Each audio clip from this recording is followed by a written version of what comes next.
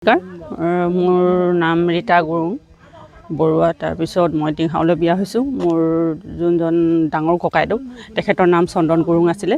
তেখেতৰ মৃত্যুৱে আমাক শোকাবহভাৱে দুৰ্ভাগ্যবশতঃ তেখেতৰ যি মৃত্যু হ'ল, তেখেতৰ মৃত্যুত আমি বহুত পৰিয়ালবৰ্গই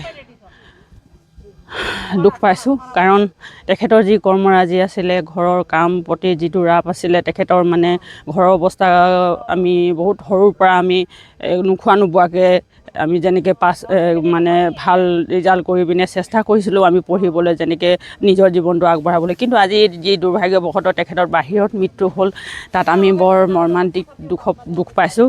গতিকে ভৱিষ্যতে যদি আমি তেখেতৰ ল'ৰা ছোৱালীক আমি পঢ়ুৱাই আগবঢ়াই নিবলৈ চেষ্টা কৰিম।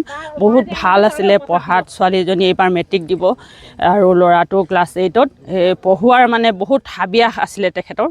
তো পঢ়ুৱাৰ ইচ্ছাৰ কাৰণে তেখেতে কৈছিলে যে মই ছোৱালীজনীয়ে ভাল ৰিজাল্ট কৰিব, গতিকে তাক ছায়েন্সত ছোৱালীজনী পঢ়াবই লাগিব বা মই ল'ৰাটোক ভাল কৰিবই লাগিব। সেইটো মানে হেঁপাহত তেখেতে ওলাই গৈছিলে ঘৰৰ পৰা।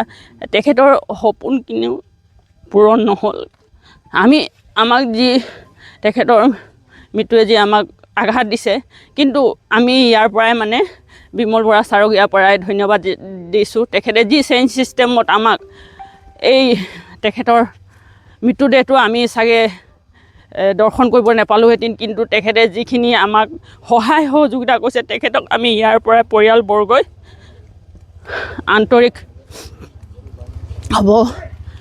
আন্তৰিকভাৱে মই অন্তৰৰ ফালৰ পৰা তেখেতক শুভেচ্ছা দিছোঁ। বহুত ভাল লাগিছে তেখেতে আজি যে যিমানখিনি কৰিলে এই দুখীয়া পৰিয়াললৈ, আমি কেতিয়াও এইটো নেপাহৰোঁ। তেখেতৰ এই কৰ্মখিনিয়ে আমাক বহুত মানে সাহস দিলে। গতিকে আমি আজি তেখেতৰ মৃত্যুদেহ আমি ঘৰত আনি পোৱাত আমাক সহায় কৰিলে, আমি নথৈ আনন্দিত। আমি ছাৰক ইয়াৰ পৰাই ধন্যবাদ দিছোঁ। তেখেতে ইমানখিনি কৰিলে, বহুত আমি সুখী।